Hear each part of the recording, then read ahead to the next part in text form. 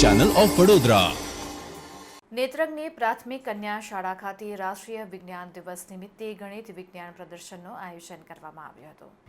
નેત્રંગ ટાઉનના ગાંધી બજાર વિસ્તારમાં આવેલ પ્રાથમિક કન્યા શાળા ખાતે 28 ફેબ્રુઆરીએ રાષ્ટ્રીય વિજ્ઞાન દિવસની ઉજવણીના ભાગરૂપે ગણિત વિજ્ઞાન પ્રદર્શનનું આયોજન કરવામાં આવ્યું હતું।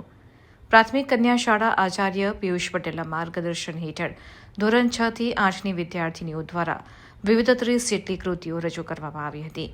આ કાર્યક્રમને ઉપસ્થિત મહેમાનોના હસ્તે રિબિન કાપીને ખુલ્લો મૂકવામાં આવ્યો હતો, જેમાં પ્રાથમિક કુમાર શાળાના વિદ્યાર્થીઓએ પણ આ ગણિત વિજ્ઞાન પ્રદર્શન નિહાળ્યું હતું અને શાળાના તેમજ વિદ્યાર્થીઓનો ઉત્સાહ વધારી ગણિત વિજ્ઞાન પ્રદર્શનને સફળ બનાવવામાં આવ્યું હતું અને વિદ્યાર્થીઓનો ઉત્સાહ વધારીને ગણિત વિજ્ઞાન પ્રદર્શનને સફળ બનાવવામાં આવ્યું હતું। નમસ્તે, મારું નામ વસાવા દીપ્તિબેન ભવાનભાઈ। હું પ્રાથમિક કન્યા શાળા નેત્રંગમાં છેલ્લા 1.5 વર્ષથી અહીંયા નોકરી કરું છું।